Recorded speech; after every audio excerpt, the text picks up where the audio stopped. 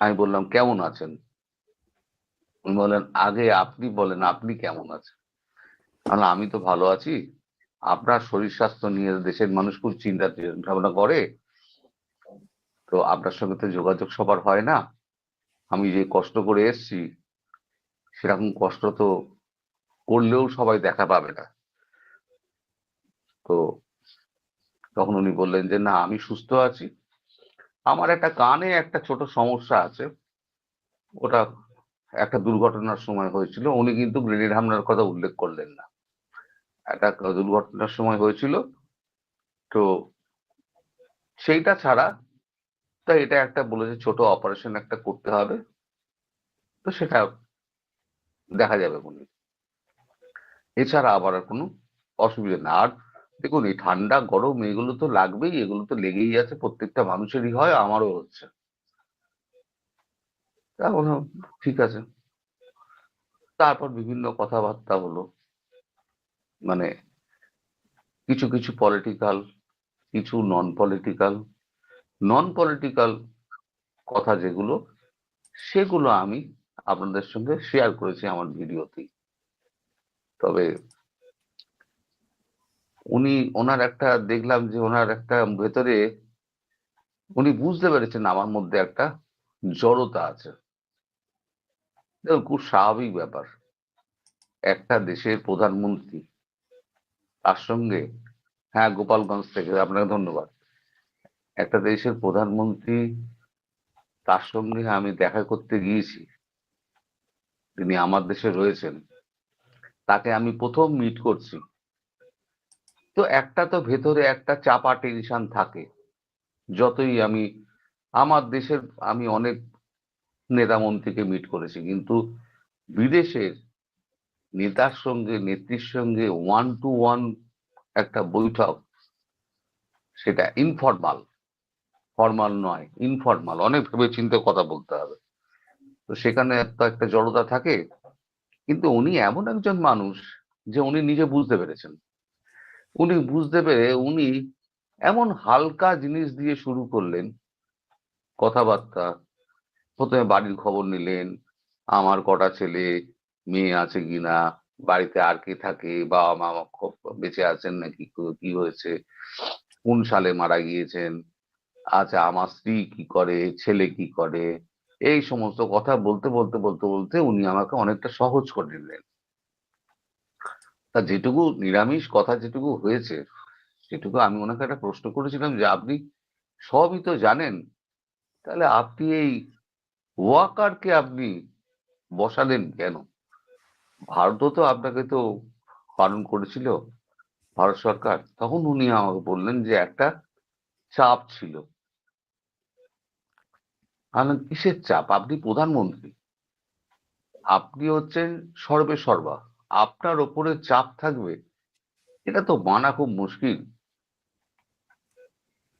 তখন উনি বললেন যে, এগুলো অনেক বিতর্কিত বিষয়, সেটা নিয়ে আমি এখনই কথা বলতে চাইছি না।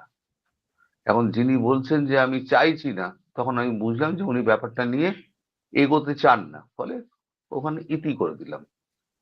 তারপর আরো কথাবার্তা হলো, পলিটিক্যাল কথাবার্তা হলো, কিছু নন পলিটিক্যাল কথাবার্তাও হলো। তারপর বললেন যে, চা চা এলো, আমরা চা খেলাম। উনি নিজে হাতে চা বানালেন। মানে ওই ট্রেতে করে সব শুদ্ধ আসে তো, ওই কাপ ডিশে আলাদা এলো, চা আলাদা এলো, দুধ আলাদা এলো, উনি করে খাওয়ালেন চা। তো আমি চা খেলাম, তার মধ্যেও গল্প টল্প হলো, কথাবার্তা হলো। মানে এগুলো কিন্তু সব পলিটিক্যাল কথাই হচ্ছে, যেগুলো প্রকাশ করা যাবে না, সব পলিটিক্যাল কথা হচ্ছে। আমার কাছে খাতাও নেই, পেনও নেই। এবার আমার মনের মধ্যে তো খুব ইচ্ছা আছে যে একটা ছবি তো ওনার সঙ্গে তুলতে হবে। এবার ফোন তো আমার তা আগেই কেড়ে নিয়েছে, ওখানে তো জমা দিয়ে দিতে হয়েছে ফোন। তা আমি আর ওনাকে না সাহস করে বলতে পারিনি যে আপনার ফোন থেকে একটা সেলফি তুলে আমায় পাঠিয়ে দিন। সেটা কি বলা যায় একটা প্রধানমন্ত্রীকে? বলা যায় না। ফলে আমার মনের মধ্যে সুপ্ত ইচ্ছাটা থাকলেও সেটা কিন্তু আমাকে চেপে রাখতে হয়েছিল। তারপর স্বাভাবিকভাবে এবার রাত্রিবেলা যখন ডিনার যখন এলো, তখন উনি দেখলেন যে উনি নিজে হাতে আমাকে একদম পরিবেশন করে উনি খাওয়ালেন। আমি এই গ্রাসটা মুখে তোলার পর, আগে আপনি খান, মুখে গ্রাসটা তোলার পর তারপরে উনি খেতে বসলেন। এটা হচ্ছে সৌজন্যতা, যে অতিথি তাকে আগে সেবা করো। আমাদের যেমন একটা রয়েছে, অতিথি দেবো ভব, অতিথিকে সবসময় সম্মানের সঙ্গে, দেবতার সঙ্গে তুলনা করো, তার সঙ্গে খারাপ ব্যবহার করো না। আমাদের এখানে কিছু পর্যটক আসেন, তারা দালালের পাল্লায় পড়েন, কিন্তু পুলিশে যদি একবার খবর পায় এই দালালি করেছে কোনো বিদেশির সঙ্গে, তার কিন্তু হালুয়া টাইট হয়ে যাবে। তো উনি সেটা বজায় রাখলেন। তারপরে খাওয়া দাওয়ার পর এবার তখন তো আমার এবার ফেরার টান, কারণ আমাকেও তো এবার তো একটা ভেতর থেকে তাড়না আসছে। তাড়না মানে রাশেদ ভাই বুঝে নিন কিসের তাড়না। জি, মানে ধোঁয়া তোমার ব্যাপার আছে তো, এখন জি, ধোঁয়া টোয়া তো আর ওইসব জায়গায় চলবে না, কারণ সে প্যাকেট তো ওখানে জমা হয়ে আছে। এবার তো ভেতর তো তাড়না চলছে, 3 ঘন্টা হয়ে গিয়েছে, 3 ঘন্টার মধ্যে একটাও আমার মুখে ঢোকেনি ধোঁয়া জাতীয় কিছু। আমার ভেতরে হাক পাক করছে। আমি বললাম, আর তো কিছু, আমি তো কিছু বলতে পারবো না, তা আমার আর কোনো সুযোগ নাই বলার। তা আমি তো আবার আস্তে আস্তে ওনার কাছ থেকে বিদায় নিয়ে আমি চলে এলাম। তো আমি আশ্বস্ত করছি আপনাদের, উনি খুব সুস্থ আছেন এবং মানসিক দিক দিয়ে অত্যন্ত দৃঢ়, এবং উনি বলেছেন যে আমি খুব শীঘ্র ফিরবো। ওরা, আমি বললাম যে এর কি কোনো মেসেজ আছে? বলছে, একটাই মেসেজ বললাম তো, আমি খুব শীঘ্র ফিরবো, যেটা উনি জয়শঙ্করজিকে বলেছেন। ভারত জিজ্ঞেস করেছিল কবে আপনি ফিরতে চান, সেই অনুযায়ী ব্যবস্থা করবে, কারণ ইউএসের সঙ্গে তো কথা হচ্ছে। তখন উনি বলেছেন আমার এখানে কিছু কাজকর্ম রয়েছে, কিছু টাইম দেওয়া আছে কর্মীদের, তাদের সঙ্গে কথাবার্তা বলার ব্যাপার আছে। আবার আমার ব্যক্তিগত একটু অসুবিধা আছে। এখন একজন মহিলা যখন বলেন ব্যক্তিগত অসুবিধা রয়েছে, তখন তাকে আর জিজ্ঞেস করা যায় না এগোনো যায়।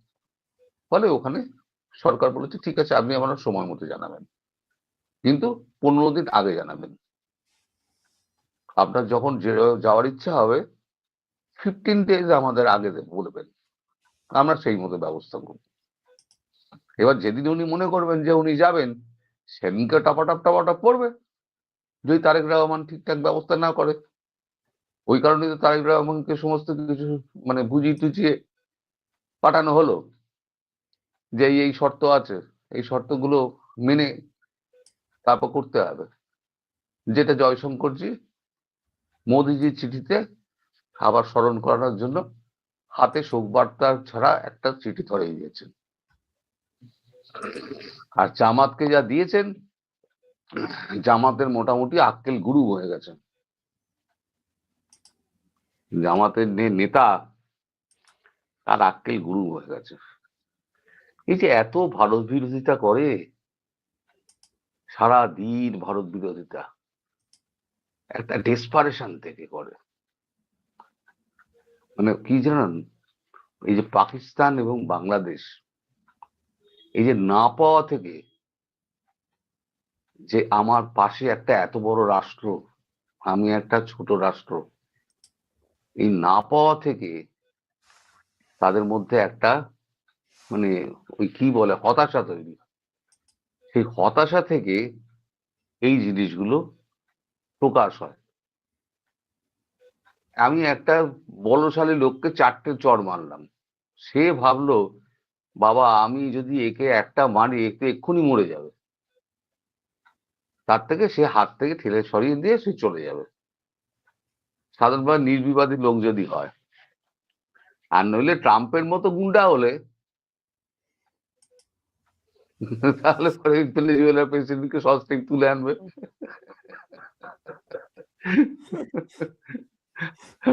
আজকে সব থেকে বড় খবর তো ওইটা, আর ইরান। ইরান আর ওটা, জি। দাদা আপনি একটা ভিডিও তোমার দেখেন, তোমার শো না থাকলে রাশেদ ভাই, আমি জি আজকে ওই ভেনেজুয়েলার কপিটা করতাম রাত্রিবেলা। যেহেতু তোমার কথা দিয়ে রেখে দিয়েছি, তাই ওই জি ভিডিওটা আর জি করলাম না। ওটা কালকে দুপুরবেলাতে করবো। আপনাকে একটা ভিডিও দেখাই দাদা, দেখেন হ্যাঁ, অবস্থা দেখো। আমাদের বাংলার। বিএনপির এমপি পদপ্রার্থী যদি আওয়ামী লীগ এবং সনাতনীরা ভোট না দেন, ওনাদেরকে ক্ষমতায় না পাঠান, তাইলে কেউ থাকতে পারবেন না।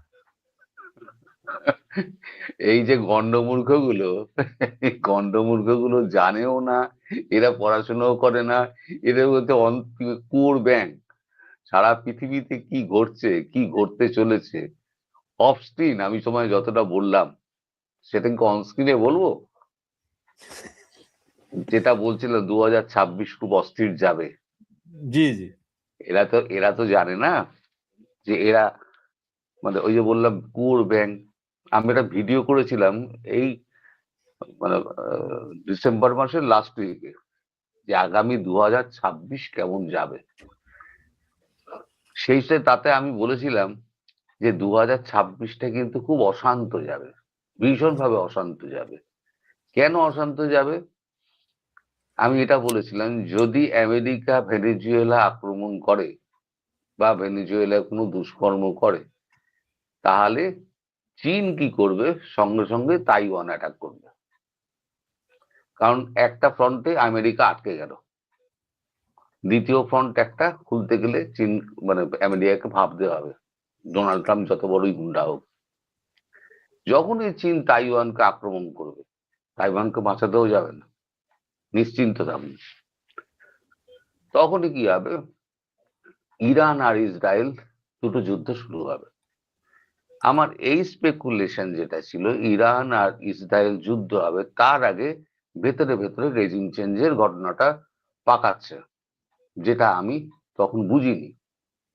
এখন দেখুন, ভেনেজুয়েলা আক্রমণটা করলো, প্রেসিডেন্টকে সস্ত্রীক তুলে আনলো, চীনের এনভয় ওখানে তখন বসে আছে। তার মানে চীনের গালে একটা কষিয়ে থাপ্পড় মারলো আমেরিকা, যে আমি হচ্ছে পৃথিবীর সব থেকে বড় দাদা, তুই ওপাশে আছিস, ওপাশে থাক। এবার কি চীন ছাড়বে? চীন দেখবে 2-4 দিনের মধ্যে তাইওয়ান অ্যাটাক করে বসে আছে। মিলিয়ে নেবেন আমার কথা। এখনো তো অ্যাটাক করেনি, কোনো খবর পাচ্ছেন না। আমার কথা মিলিয়ে নেবেন। আমি কত দূরদর্শী সম্পন্ন মানুষ। তো যাই হোক, আসলে হচ্ছে আমি দূরদর্শী না, আপনারাও জানতে পারবেন। একটু পত্রিকা ঘাঁটাঘাঁটি করুন, ইন্টারনেট ঘাঁটাঘাঁটি করুন, একটু গুগল সার্চ করুন। মাস্টারমশাই আছে তো গুগল, তাকে জিজ্ঞেস করুন, সে উত্তর দেবে।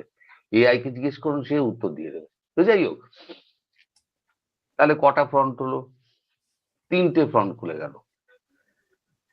এইবার ভারতের সঙ্গে পাকিস্তান এবং বাংলাদেশ দুজনেরই শত্রুতা চলছে এই মুহূর্তে।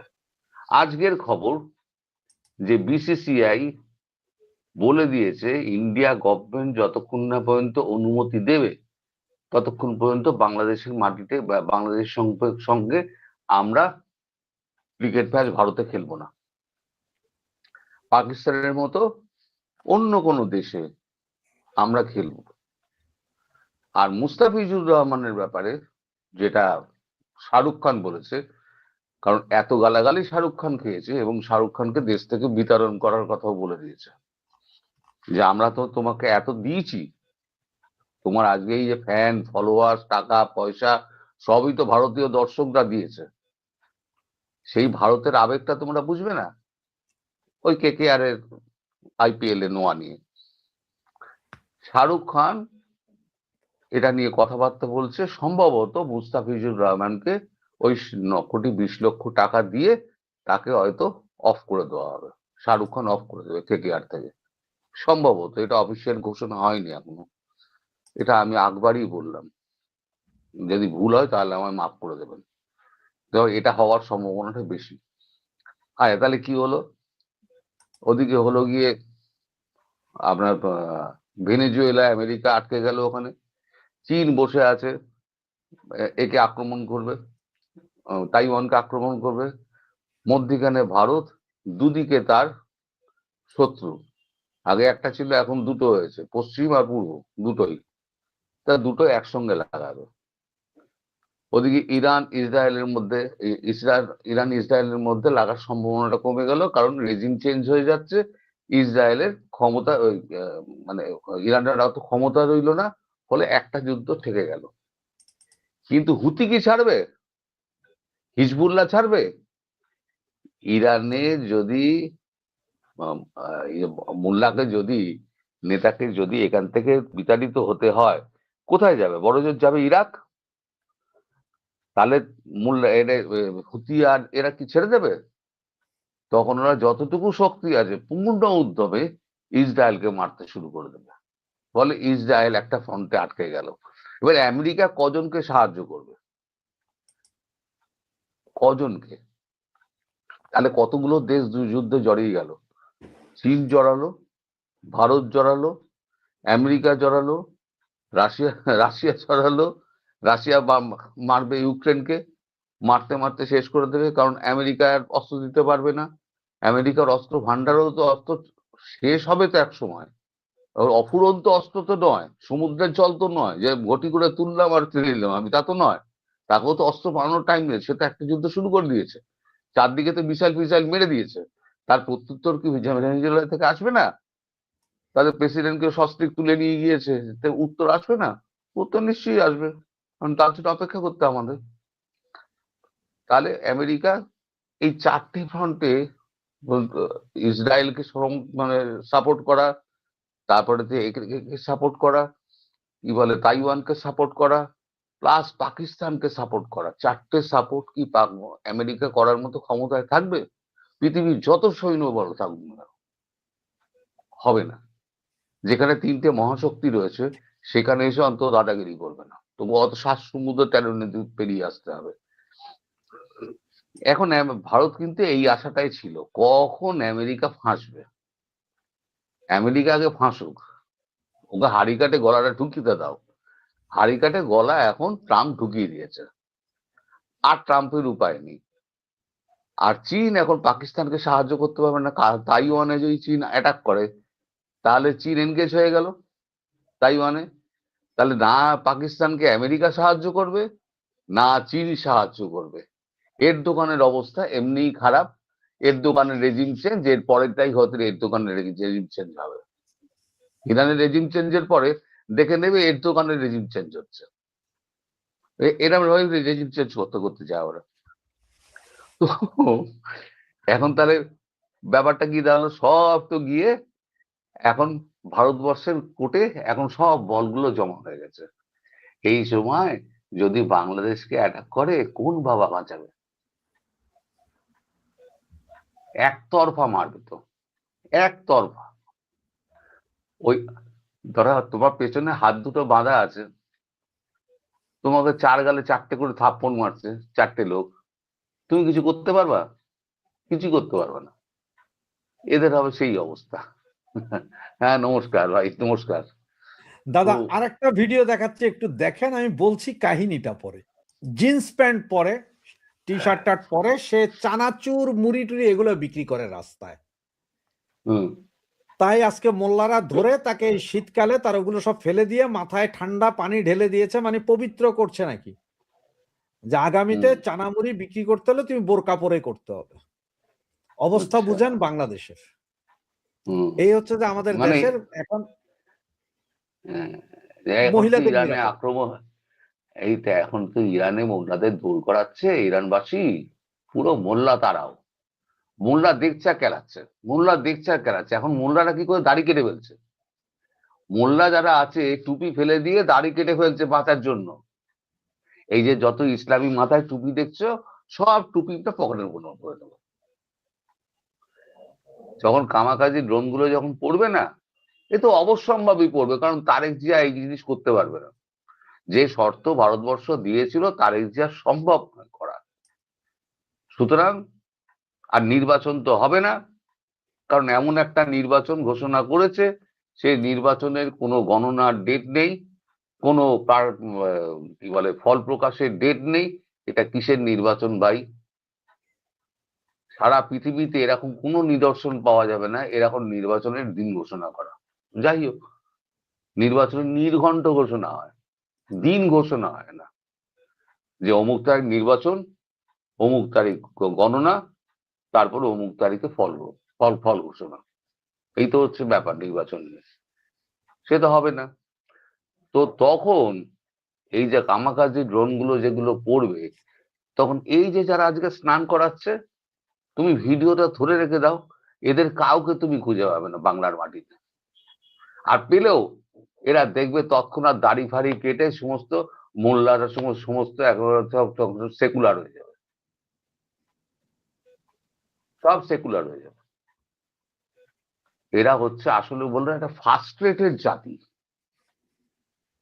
এই যে এখন যেগুলো দেখছো, এরা ফ্রাস্ট্রেটেড জাতি, যারা যে শিক্ষা পায়নি, যারা চাকরি পায়নি, যারা মৌলবাদের মধ্যে নিজেদেরকে আটকে রেখে দিয়েছে।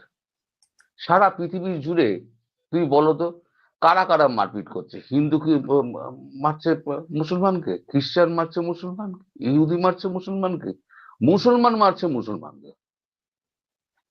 কখনো শিয়া সুন্নির ঝামেলা, কখনো দেওবন্দি সুন্নি ঝামেলা, কখনো দেওবন্দি শিয়ার ঝামেলা, কখনো কি বলে আরে পাস্তুনের সঙ্গে ঝামেলা।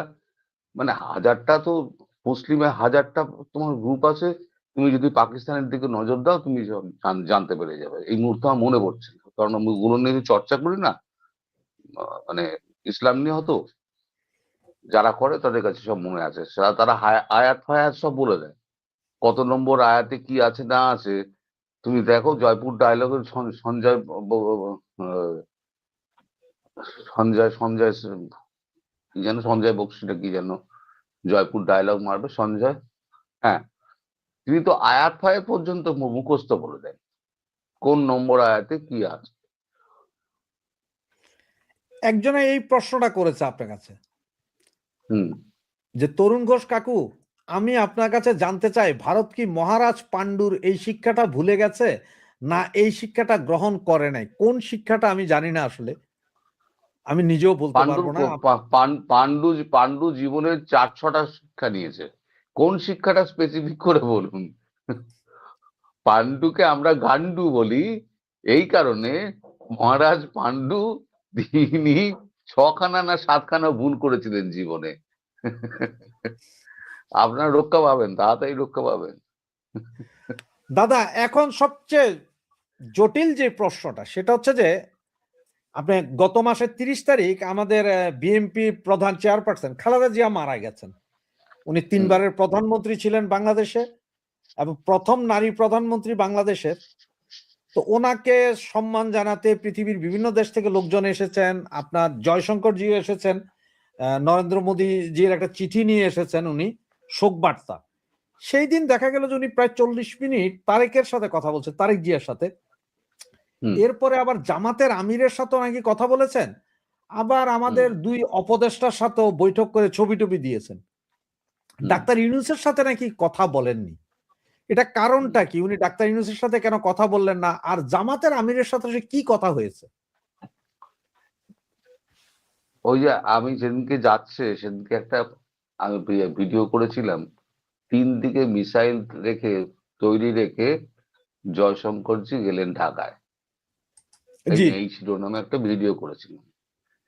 সেখানে আমি বলে দিয়েছিলাম যে আমার যতটুকু রিডিং, 30 বছর সাংবাদিকতা করে, ডক্টর জয়শঙ্কর এই এই ভিজিটে অন্তত ইউনূসের সঙ্গে দেখা করবেন না। আমার 30 বছরের অভিজ্ঞতা বলছে। আমি কিন্তু কূটনৈতিক সব মানে মহল থেকে কোনো খবর পাইনি। আমার যে অভিজ্ঞতা ছিল সেই অভিজ্ঞতা আমি বিশ্লেষণ করে বলেছি। কি দেখালো মহারাজ গাঁ, এটা পাণ্ডুবর যুধিষ্ঠির কি অত্যাধিক ধৈর্যের ফল ভালো নয়, মানুষের কাছে দুর্বলতা প্রকাশ পায়। এটা এটা ঠিক বলেছেন, এটা আপনি ঠিক বলেছেন। কিন্তু ওই যে আপনি বললেন জিও পলিটিক্যাল ব্যাপারটার জন্য ভারতবর্ষ অপেক্ষা করছিল, যে গিলোটিনে ট্রাম্প গলাটা ফাঁসাক, ফাঁসাক। ট্রাম্প ফেসে যাক, ট্রাম্প ওখানে ফেসে যাক, চীন এখানে অ্যাটাক করুক, তাইওয়ানে ফাঁসুক, ট্রাম্প দুটো জায়গায় ফাঁসুক, রাশিয়া আক্রমণ করুক, ট্রাম্পের সামনে যখন সব পদগুলো বন্ধ হয়ে যাবে না, ট্রাম্প হাত তুলে দেবে। পৃথিবীর যত বড় গুন্ডা হোক, ও তো পৃথিবীর নাম্বার 1 গুন্ডা। ভারত বলে আমি দক্ষিণ পূর্ব এশিয়ার সব থেকে বড় গুন্ডা। ভারত কি পারে না ইউনুসকে তুলে আনতে? যে কতক্ষণ আমরা লাগবে? যেই কথাটাই ছিলাম যে এই ইয়ের সাথে কথা হলো না কেন, মানে ও ইউনুস। হ্যাঁ হ্যাঁ হ্যাঁ হ্যাঁ হ্যাঁ, ইউনুস তো সেদিনকে ওই সংসদ ভবনে পাশে একটা ঘরে ছিল, এবং ওই এনএসএ কে বলা ছিল, খলিলুর রহমানকে, যে তার একটা ইচ্ছা আছে জয়শঙ্করজির সঙ্গে কথা বলবেন। এখন ওখানে তার সঙ্গে ছিল ওই মহিলা আছেন, তার ওই সঙ্গী সাথীটা আমাকে লেখা আছে এবং খুঁজে বার করতে হবে। লামিয়া মোর্শেদ। তো লামিয়া মুর্শেদ, লামিয়া মুর্শেদ ছিলেন, আর একজন কে ছিলেন, আহ লুপসে সিদ্দিকী। এই আচ্ছা আচ্ছা। তিনজন বসেছিলেন।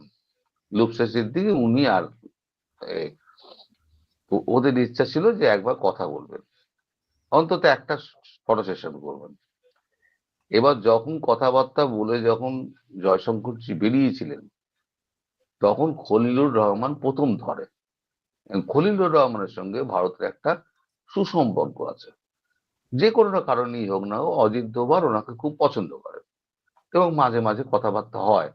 এমন নয় যে কথাবার্তা হয় না, খলিলুরের সঙ্গে কিন্তু মাঝে মাঝেই কথা হয়। খলিলুর সেটা কখনো বলে, ইউনুসকে কখনো বলে না। আর ম্যাক্সিমাম দেখাটা হয় গোয়ায় গিয়ে। তো এইবার খলিলুর যখন ধরেছে, ধরে খলিলুর বলছে যে আপনাকে ডক্টর ইউনুসের সঙ্গে একটু, আপনাকে 5 মিনিটের জন্য হলেও একবার বসতে হবে, এটা আমার আপনার কাছে অনুরোধ। তখন বলেছেন যে আপনি কূটনৈতিক সৌজন্যতা মেনে যদি আপনি চলেন, তাহলে পরে আমি আপনার প্রশ্নের প্রস্তাবে আমি হ্যাঁ বলতাম। আমি এসেছি একটা কাজে, সেখান থেকে আমি বেরিয়ে যাব, ফলে আপনার এই প্রস্তাব আমি মানতে পারছি না। আর বর্তমান যা রাজনৈতিক অবস্থা চলছে, এবং তিনি যে হারে ভারত বিদ্বেষী কথাবার্তা বলছেন, আমি যদি তার সঙ্গে এখন দেখা করি এবং ছবি তুলি, তাহলে আমার দেশে একটা নেগেটিভ পাবলিসিটি হবে। সেক্ষেত্রে আমার দেশের যারা জনগণ এবং বিরোধী দল যারা শেখ হাসিনার সঙ্গে আছে, তাদের কাছে একটা ভুল বার্তা যেতে পারে, ফলে আমি এটা করব না। তখন খলিলুর বলেন যে, মানে যেটা আমার এখান থেকে শোনা বিদেশ মন্ত্রক থেকে, এতেও খলিলুর বলেন যে অন্তত আমার সঙ্গে একটা ছবি তো তুলুন, নয়তো আমার চাকরিটা বাঁচবে না। তখন ওই খলিলুরের সঙ্গে বসে একটা ছবি তুলেছেন, ব্যাস, বসে ছবি তুলেছেন। ঘর থেকে যখন বেরোবেন, সেই সময় দাঁত কেলিয়ে একেবারে আপনাদের ওই উপদেষ্টা আসিফ নজরুল, জি জি। তিনি এগিয়ে এসে একেবারে হাত টেনে নিয়ে, জয়শঙ্করজি হাত সোজা আছে, হাত যদি তোমার কেউ টেনে নিয়ে করমর্দন করেন, খিচ মেরি ফটো, आप खींच मेरी फोटो, কাল সুবে हर अखबार में चाहिए। তো খিচ মেরি ফটো হয়ে গেছে। এবার সেটা কতটা স্বতঃপ্রণোদিত ভাবে উনি করেছেন, সেটা তো আর ছবিতে বোঝা যাবে না। তারপরে উনি সোজা ওখান থেকে বেরিয়ে এসেছেন, যখন বেরোবেন তখন আমিরের সঙ্গে দেখা। জামাতের আমির তখন বলেন যে আমার কিছু কথা আছে আপনার সঙ্গে। তখন উনি সিকিউরিটিকে বলেন বাকি সবাইকে সরিয়ে দাও, একটা কোণে গিয়ে, লবির একটা কোণে গিয়ে জামাতের আমিরকে কতগুলো পয়েন্ট ধরে কথা বলেছেন, এবং সেগুলো আমার লেখা আছে, বার করতে গেলে 2 মিনিট সময় লাগবে, তোমার তো এখন তো চ্যানেলের সময়টা চলে যাবে। তো ওই, তার মধ্যে প্রথম পয়েন্টটা ছিল, আপনারা যেটা করতে চাইছেন সেটা যদি সাস্টেইন না করতে পারেন, তাহলে পরে 71 সালের ইতিহাসের পুনরাবৃত্তি ঘটবে, এটা আপনাকে পরিষ্কার জানিয়ে দিলাম। তারপরে উনি যেটা বলেছেন, ভারত চায় ইনক্লুসিভ নির্বাচন, তো সব দলের এখানে অংশগ্রহণ চায় এবং সেটা নিরপেক্ষ হতে হবে। তো ভালো কথা। আরো কিছু কিছু কিছু বলেছেন, এই মুহূর্তে মনে নেই, নোট বই দেখতে হবে। বলে টলে আমিরের মুখ তো শুকিয়ে পুরো আমসি হয়ে গেছে, ওখান থেকে বেরিয়ে গেছে। বেরিয়ে সোজা তখন উনি জামাতের আমির বলেছেন যে আমার আরো কিছু কথা আছে। তো বলছে আমার তো সময় নেই। উনি দুজনকে, বিদেশ দপ্তরের দুজনকে ডিরেক্টরকে দেখিয়ে দেন, একজন ডিরেক্টর, একজন জয়েন্ট ডিরেক্টর, তাই দুজনকে দেখিয়ে দেন। আমি নামটা উল্লেখ করছি না, তাদের পারমিশন নেই বলে উল্লেখ করব না। দুজনকে দেখিয়ে দেন যে এই ঘরে গিয়ে আপনার কথাগুলো ওনার সঙ্গে আলোচনা করতে পারেন, ওনারা যথেষ্ট কনফিডেন্ট এবং ওনারা আমার হয়ে আপনার প্রশ্নের উত্তর দিয়ে দেবে। সেটাকেই উনি বলছেন যে কূটনীতিকদের সঙ্গে ওনার আলাপ হয়েছে এবং সেটা প্রকাশ করা যাবে না। প্রথম দিন বললেন প্রকাশ করা যাবে না। আসলে যে জুতোটা জয়শঙ্করজির কাছে খেয়েছেন সেই জুতোর কথাটা উনি বলবেন কি করে? পরের দিন রাত্রিবেলা ভাবনা চিন্তা করেছেন যে কি বলা যেতে পারে। পরের দিন একটা গাঁজাগুড়ি গল্প একটা ছেড়ে দিলেন বাজারে, যে আমার সঙ্গে কূটনীতিকদের কথা হয়েছে। সেটা হচ্ছে ওই দুজন কূটনীতিকের সঙ্গে যে বসেছিলেন 5 মিনিট, ওই কথাটা। হ্যাঁ, এই হয়েছে বলে এই কথাবার্তা বলে সোজা ওখান থেকে বেরিয়ে এসেছে। এবং যখন জয়শঙ্করজি বেরিয়ে গেছেন তখন খলিলুর ঢোকার পরে খলিলুরকে আচ্ছা করে গালাগালি করছেন ইউনুস। শুনে এটা এটা শোনা কথা, আমি কনফার্ম করছি না। বেরোবার সময় নাকি বলেছেন খলিলুর যেটা বলেছে, খলিলুর যেটা আমাদের অজিত দোভালকে বলেছেন যে জয়শঙ্করজিকে উনি বেয়াদব বলেছেন, আস্ত বেয়াদব মানুষ। মানে উনি বসেছিলেন নোবেল বিজয়ী, নোবেল লরিয়েটকে উনি পাত্তা না দিয়ে উনি তো বেরিয়ে গেছেন। আজকে শুনলাম আবার একটা মিল্টন দা একটা কপি করেছে, জয়শঙ্করকে নাকি দেখে নেবে বলেছে। কি দেখবে? আমি তো ভাবি পুরুষ মানুষেরা কি দেখবে?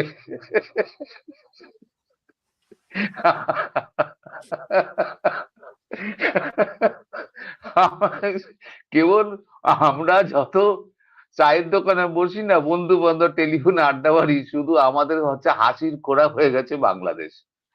হাসির খোরাক। যদি কিছু তোমার ভালো না লাগে, মন টন খারাপ থাকে, বাংলাদেশের কোন একটা চ্যানেল খুলে নাও, তোমার মনোরঞ্জন হয়ে যাবে, 100% মনোরঞ্জন হয়ে যাবে, পুরো নেটের খরচা উঠে যাবে। বলো অন্য প্রসঙ্গ বলো, গলা শুকিয়ে গেছে, জল খাই। দাদা, এখন বাংলাদেশে অনেকে আলোচনা করছে কি জানেন, যে এই যে জয়শঙ্কর সাহেব যখন বাংলাদেশে আসলেন,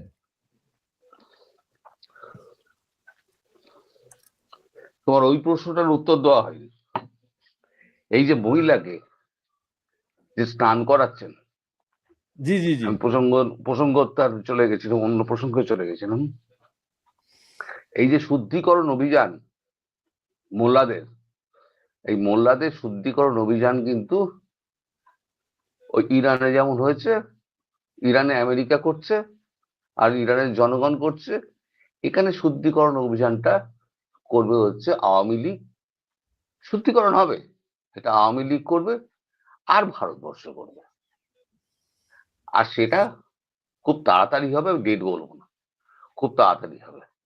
কারণ গলা অলরেডি, আসল মস্তান যে আছে গলা অলরেডি কিলোটিনে ঢুকিয়ে দিয়েছে।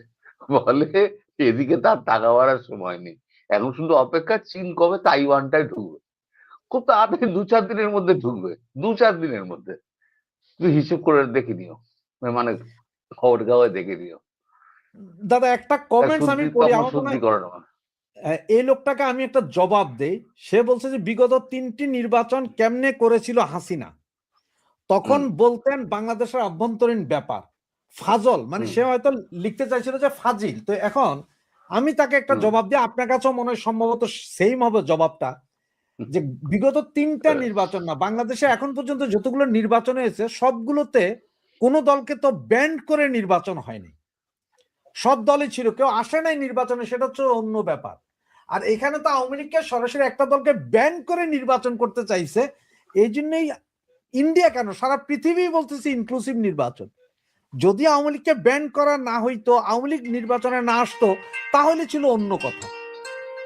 এখন তো এটা একটা দলকে টোটালি ব্যান। এই জন্যই বলা হচ্ছে ইনক্লুসিভ নির্বাচন। কি মনে হয় দাদা, সেটাই কি ঠিক নয়?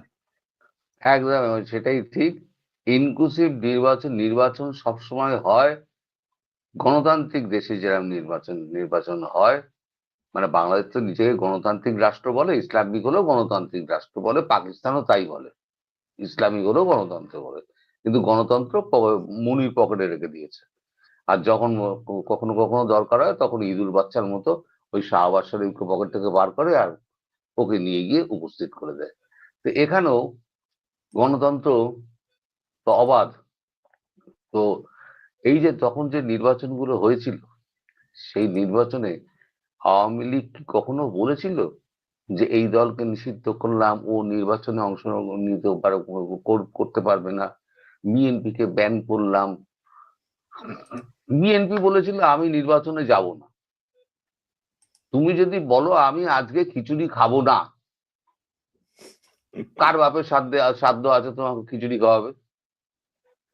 আর একটা কথা হলো, সেটা হচ্ছে বাংলাদেশে হচ্ছে একটা নির্বাচন, সেখানে ভারতবর্ষের 140 কোটি জনতা গিয়ে সেখানে নির্বাচন করছে, সেখানে গিয়ে ভোট দিয়ে আসছে?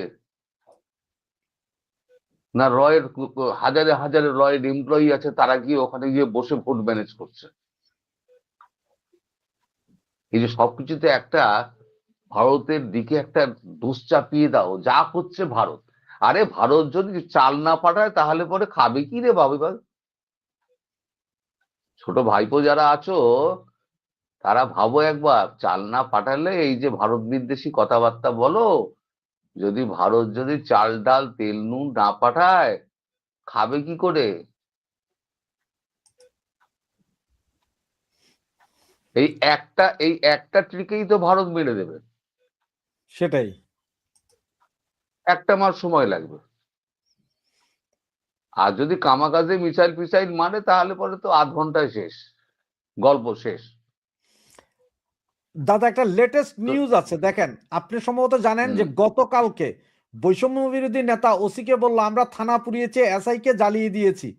এই যে এই ছেলেটা, হ্যাঁ, ওই ইয়েতে যে একটা হিন্দু এসআই কে জ্বালিয়ে দেওয়া হয়েছিল, সেনাবাহিনী যে হিন্দু এসআইটাকে ছেড়ে দিয়ে আসছিল, সেটা তারা জ্বালিয়েছে, আগুন জ্বালিয়েছে, এগুলো বলার পরে আজকে তাকে অ্যারেস্ট করেছে। এখন শোনা যাচ্ছে তারা পুরো থানা ঘেরাও করেছে, যে কোনো মুহূর্তে আগুন লাগিয়ে দিতে পারে পুরো থানায়। বল। হুম, এটা শোনা যাচ্ছে এখন। এখন দাদা আপনাকে যে প্রশ্ন করতে গিয়ে আমি বেঁচে গেলাম, সেটা হচ্ছে যে অনেকেই বলছে যে আপনাদের যে পররাষ্ট্র মন্ত্রী যে এসেছিলেন বাংলাদেশে, উনি সরাসরি আমাদের বিমান বাহিনীর এয়ারবেসে নামছেন, এয়ারপোর্টে নামেননি। উনি কি ভয়ে নামেননি, নাকি হুমকি ছিল এয়ারপোর্টে নামলে অন্য কিছু হবে? এটা অনেকেই বলছেন। নাকি উনি সাহস দেখিয়েছেন যে তোমাদের এয়ারবেসে নামতে পারি আমরা, দেখো কোনটা আসলে দাদা? এইটা হচ্ছে অশিক্ষার ফল। অশিক্ষার ফল কিরকম? শেখ হাসিনা, আমি একটা উদাহরণ দিয়ে দিচ্ছি। জি শেখ হাসিনাকে যখন মানে বাংলাদেশ বিমান বাহিনী যখন এখানে পৌঁছে দিল, তাহলে দিল্লি আন্তর্জাতিক বিমানবন্দরে পৌঁছাতে পারতো না? পারতো জি তো। কিন্তু তাকে নিয়ে যাওয়া হলো কোথায়? হিন্দান এয়ারবেস। কেন? একটা সামরিক বিমান কখনো অসামরিক বিমানবন্দরে নামতে পারে না। পৃথিবীব্যাপী নিয়ম, এটা পৃথিবীব্যাপী। শুধু ভারত পাকিস্তান বাংলাদেশ নয়, সারা পৃথিবীতে এই নিয়মটা আছে। কেউ যদি না জানে তাহলে আর কি বলবো, কিন্তু পড়াশোনা করতে হবে তো। তুই মাদ্রাসার ওই কোরআন পড়লে হবে? ওর মধ্যে লেখা নেই এগুলো। তো যেমন শেখ হাসিনাকে হিন্দান এয়ারবেসে নামানো হয়েছিল, তা জয়শঙ্করজি গেছেন কিসে? গেছেন ভারতীয় বায়ুসেনার একটা বিমানে। তাহলে ভারতীয় বায়ুসেনার বিমানটা নামবে কোথায়? নামবে কুর্মিটোলাতেই। সেটা হচ্ছে একটা এয়ারবেস। কুর্মিটোলা নেমেছেন উনি। শেখ হাসিনা যখন আসেন, তখন যেভাবে ভারতে এসেছিলেন, জয়শঙ্করজিও সে একই প্রথায় গিয়েছে, ইন্টারন্যাশনাল নিয়মটা মেনে গিয়েছেন। এটা যদি উল্টোপাল্টা ব্যাখ্যা হয় তাহলে বলবো অত্যন্ত উদ্গান্ডু।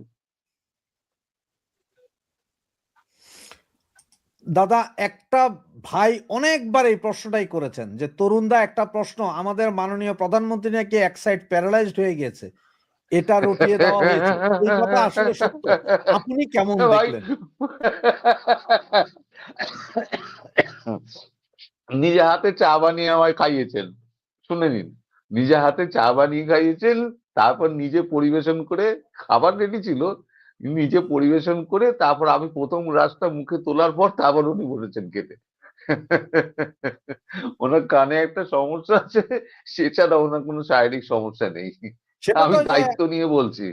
সেটা তো 21শে আগস্টের গ্রেনেড হামলার সময় যে সমস্যাটা হয়েছিল ওনার হ্যাঁ, কানে। সেটা সেটা উনি উল্লেখ করেননি, সেটা উনি উল্লেখ করেন। উনি শুধু বলেছেন আমার কানে একটা সমস্যা আছে, ডাক্তার বলেছে ছোট অপারেশন করতে হবে, পরে দেখবো। তার দাদা শারীরিক সমস্যা আমি আর কথা বলে দিচ্ছি। হ্যাঁ, দাদা আপনার অনেক সময় দিয়েছেন আমাদেরকে। আপনাকে একটা লাস্ট একটা প্রশ্ন করি, যেটা এই মুহূর্তে খুব চটছে বাংলাদেশে। সেটা হুম। হচ্ছে যে এই যে আপনার আপনাদের পররাষ্ট্রমন্ত্রী আমাদের এখানে আসলেন, উনি তারেক জিয়ার সাথে দেখা করে গেছেন। আবার আরেকজন প্রভাবশালী মিনিস্টার, যিনি এই ইন্ডিয়ান এম্বাসি, রাজনাথ সিং, রাজনাথ সিং হ্যাঁ, উনি প্রতিরক্ষা ওখানে মন্ত্রী। শোক বইয়ে স্বাক্ষর করেছেন। এগুলো নিয়ে হুম। এখন বলা হচ্ছে যে ইন্ডিয়া সম্ভবত বিএনপির দিকে ঝুঁকে গেছে, আওয়ামী লীগের হাত ছেড়ে দিল। কাহিনীটা হুম। আসলে কি? আসলে কি আওয়ামী লীগের হাত কাহিনী ছেড়ে কিছু না, দিয়েছে বা কি? কাহিনী কিছু না। উনি 3বারের প্রধানমন্ত্রী। মৃত মানুষের কখনো সমালোচনা ভারতবর্ষ করে না, এবং তাকে যথাযথ সম্মান দেয়, তার কাজের সম্মান দেয়। মানুষ মাত্র তার একটা ভুল ত্রুটি থাকবে। তার সঙ্গে ভারতের অনেক চাপানুতোর গেছে, সম্পর্কে উত্থান অবস্থান, ও উত্থান অনুষ্ঠান নিয়ে অনেক কথাবার্তা হয়েছে, অনেক রাজনৈতিক গন্ডগোল হয়েছে। 10টা কস্তির মামলা, সেটা তো আছেই, সেগুলো তো ভারত ভুলে যায়নি।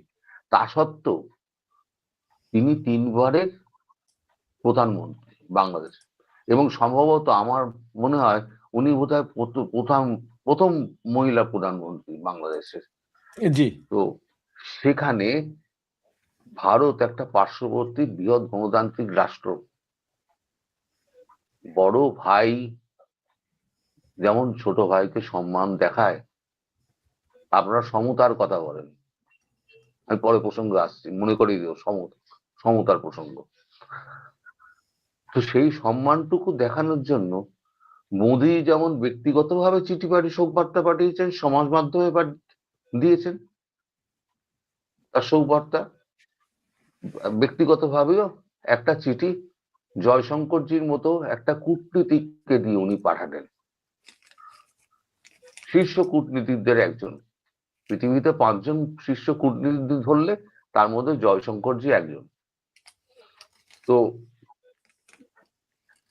এখন আমরা এই চিঠিটা কিন্তু রাষ্ট্রদূত মারফত পাঠাতে পারতাম, কিছুই যেতে আসতো না, বা আমাদের পররাষ্ট্র দপ্তরের কোনো ডেপুটি মিনিস্টারকে আমরা পাঠিয়ে দিতাম, অনেক ক্ষেত্রে আমরা করছি।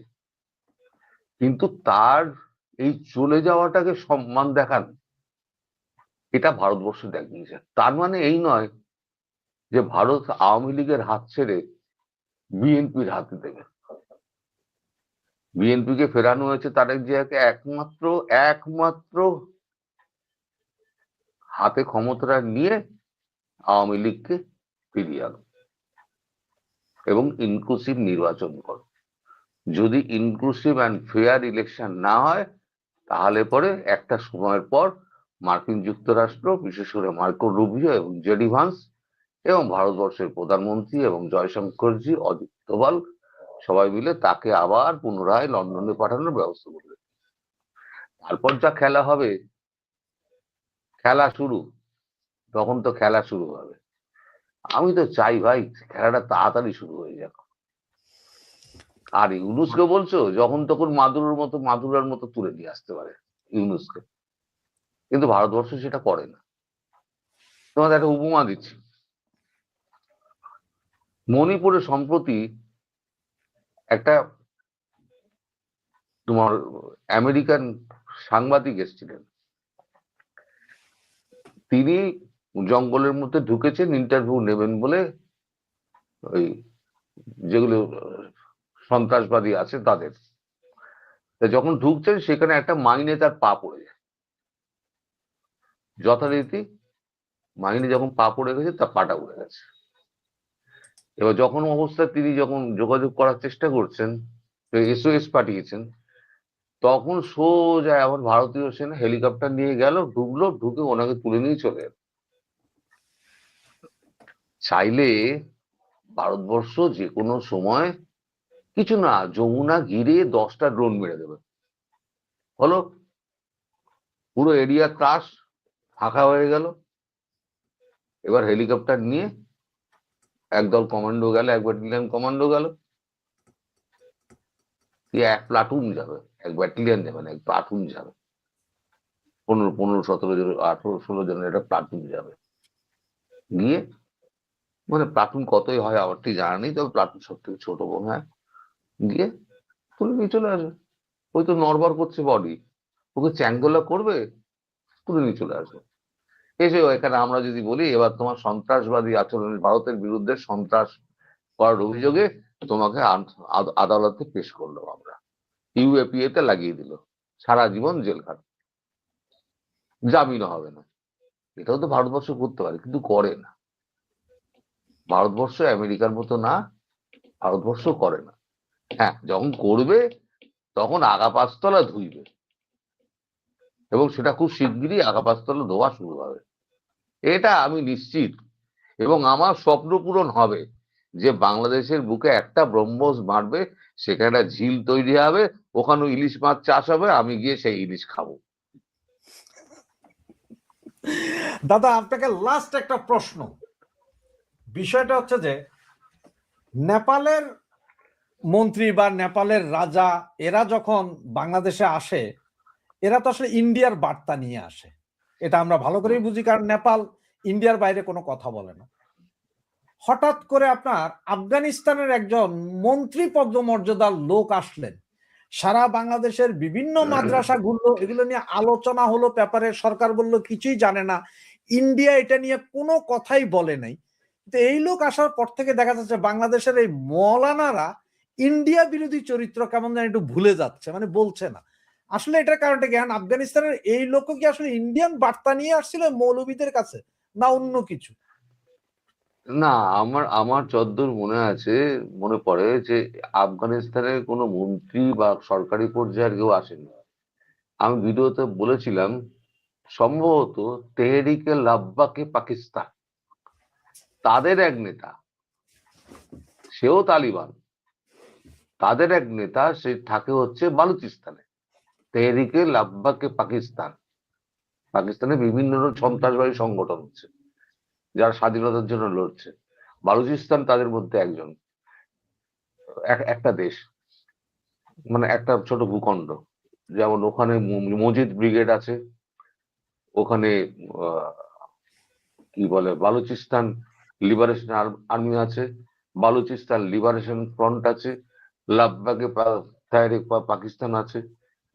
এই টিএলপি, তাহরিকে লাব্বাকে পাকিস্তান, টিএলপি, তারই এক নেতা এসেছিলেন তালিবানের কোনো বার্তা নিয়ে, তিনি এখানে এসেছিলেন, যেটাকে সরকারি পর্যায়ে বলে বলা হচ্ছে। এটা আমি মানে কনফার্ম হয়ে বলছি। আচ্ছা আচ্ছা। ওই জন্য ভারতবর্ষ কোন রকম, যেহেতু ডাইরেক্টলি এখানে তালিবানের যোগাযোগ নেই, তালিবান সরকারের, ভারত কেন একবারই বলতে যাবে? তারা ব্যক্তিগত পর্যায়ে পাঠিয়েছে, তাদের কূটনৈতিক ভাবে পাঠিয়েছে, ভারত চুপ করে আছে। সব ব্যাপারে ভারত কথা বলবে কেন? না, এই ভদ্রলোক আসছে, বাংলাদেশ সরকারও নাকি জানে না যে এই লোক এসে ঘুরে যাচ্ছে। এটা সম্ভবত সেটা ডিসেম্বরের 21 তারিখ সেটা আসছে। বাংলাদেশ, বাংলাদেশ সরকার তো অনেক জানে, অনেক কেউ জানে না। এই যে অর্ধেক পার্বত্য চট্টগ্রাম যে দখল হয়ে গেল, বাংলাদেশ সরকার কি কি কি জানে? সেনাবাহিনী তো ওখানে বসে বসে আঙুল চুষছে। ওয়াকার, সে তো বলেছিল না যে আমি দেশের জানমালের দায় নিলাম, বলেছিল তো, প্রকাশ্যে জি জি। বলেছিল তো, ভিডিও করে, সাংবাদিক সম্মেলন করে 5 তারিখে। তা এখন বান্দারবনের অর্ধেক চলে যাচ্ছে বিদেশি শক্তির হাতে। আজ কতজন মারা গিয়েছে, কতজন আহত হয়েছে, সব দিয়ে আমি ভিডিও করেছি। নিজের দেশ রক্ষা করতে পারে না, ও যাচ্ছে 7 সিস্টার দখল করতে। আমরা এবার ঠিক করেছি ভাই, 7 ব্রাদার করবো ওটাকে। সিস্টার দেখে তো এত লাফালাফি, আমরা 7 ব্রাদার করে দেবো, আর আসবে না। হ্যাঁ, কলকাতার কোন একজন জানি, তাও আপনার রাজনৈতিক নেতা, উনি বলছিল 7 সিস্টার ভুলে যাও, 7 সিস্টার না, এটাকে এবার 9 সিস্টার করে দিব। চট্টগ্রামে এক অংশ ঢুকবে, এদিকে 9 সিস্টার করবো আমরা, 7 সিস্টার